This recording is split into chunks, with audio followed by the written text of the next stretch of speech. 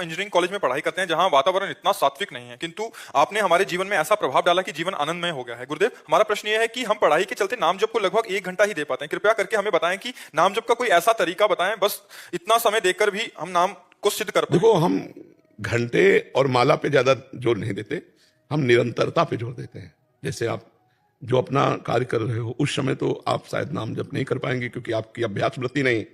तो वो बताया जैसे इस बच्चे को कि अपने किए हुए कर्तव्य को भगवान को समर्पित कर देना।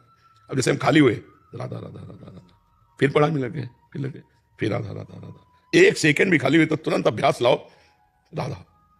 एक बार ही कहा राधा, फिर लग गए, फिर राधा। महाराज जी, आप जैसे बताते हो कि नाम ऐसे लिखना होता है, तो अभी उसके लिए फिर पढ़ाई डिस्टर्ब हो जाओ, वो खाली समय में कर सकते हो। जैसे बैठते हैं तब तो वो ऐसा चलता है, हाँ हाँ और जैसे मान लो कुछ काम कर रहे हैं, खाना खा रहे हैं, हाँ, फिर होता है कि नाम तो चल रहा है लेकिन वो ध्यान नहीं। बस इतना ही पकड़े रहो, आप नाम चलाते रहिए। ध्यान तो तब होता है जब शांत, ध्यान का प्रकरण ही जब आएगा ना तो आसन जरूर आता है, उसी में ध्यान प्रकरण आता है, अष्टांग योग में आता है ना। तो ध्यान तभी हो सकता है जब शुद्ध आसन पर बैठा हो, शांत बैठा हो, तभी नाम का ध्यान करते हो सकता है।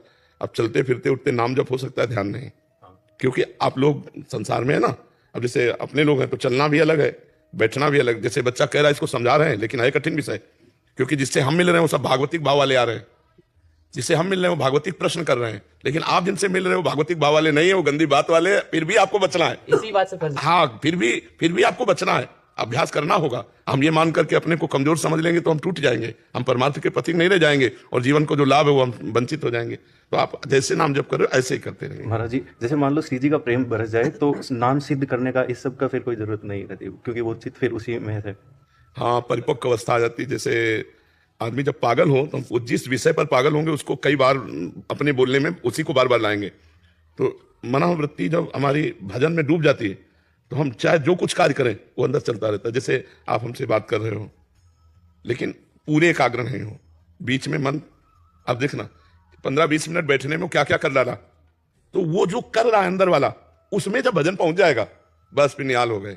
आप कार्य बाहरी कर रहे हो, बात कर रहे हो, वो अंदर ही अंदर भजन पकड़ता है। जैसे अभी हमसे बात कर रहे हो पर अंदर अंदर वो प्लानिंग उसकी चल रही है मन की चल रही, उस प्लानिंग की जगह नाम पहुंच जाए, उस जगह नाम पहुंच गया तो स्वतः चलेगा, फिर आपको चलाना नहीं पड़ेगा। जैसे आप हमसे चला रहे हो बातचीत, लेकिन स्वतः चल रहा है विषय चिंतन, और जब स्वतः भजन चलने लगे तो फिर व्यवहार, बातचीत, विषय ग्रहण कुछ फर्क नहीं पड़ता, क्योंकि वो अंदर अंदर चल रहा है। उसे कहते हैं सिद्ध पुरुष।